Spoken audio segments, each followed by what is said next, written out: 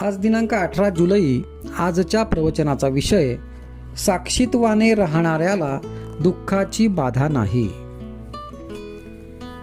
देहबुद्धी आहे तोवर, म्हणजे मी देही आहे ही भावना आहे तोपर्यंत काळजी राहणारच.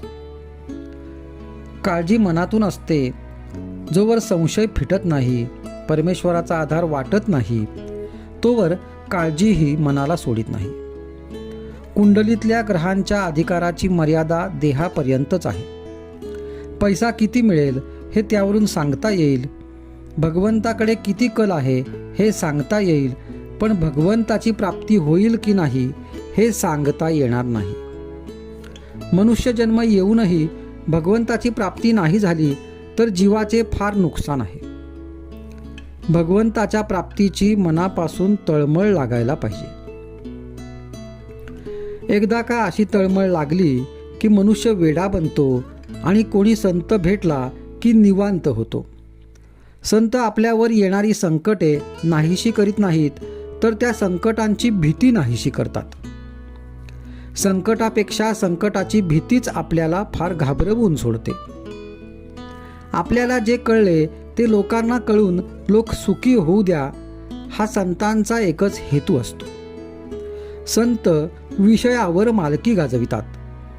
जगाला जिंकणे हे एक वेळ सोपे, पण स्वतःला जिंकणे कठीण आहे. संत स्वतःला जिंकून जगात वावरत असतात. संत साक्षीत्वाने जगात राहतात आणि साक्षीत्वाने राहणाऱ्याला दुःखाची बाधा होत नाही. संतांच्या संगतीत राहून, त्यांच्या आज्ञेत राहून आपण आपल्या मनातले सर्व संशय नाहीसे करावेत. वास्तविक संतांच्या आज्ञेचे एकनिष्ठपणाने जो पालन करतो त्याचे संशय आपोआप दूर होतात. जोवर संशय आहे तोवर असमाधान आहे. समाधान हे आपल्यालाच घ्यायचे असते. म्हणून ज्याला समाधानी राहायचे आहे त्याने फार धडपड करू नये.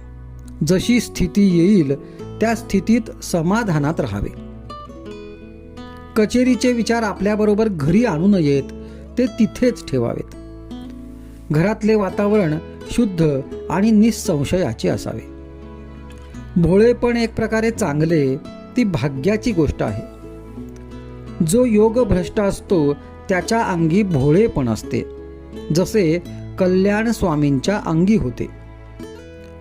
झालेल्या गोष्टी विसरून जाण्यातच खरा आनंद आहे, पण ते विसरणे कृत्रिमपणे न आणता भगवंताच्या स्मरणात राहिल्याने आले पाहिजे. म्हातारपणी मन आणि शरीर फार नाजूक बनते. त्यावेळी शरीर सुद्धा बरे राहायला आनंद हे फार मोठे औषध आहे. हसावे, खेळावे, लहान मुलात मिसळावे, थट्टा विनोद करावा, काहीही करावे, पण आनंदात राहावे. ज्याचा आनंद कायम टिकला त्याच्याच जन्माचे सार्थक झाले. आजचा सुविचार. समाधान ही परमेश्वराची खरी देणगी आहे. ती मिळविण्याचा उपाय म्हणजे भगवंताचे स्मरण होय.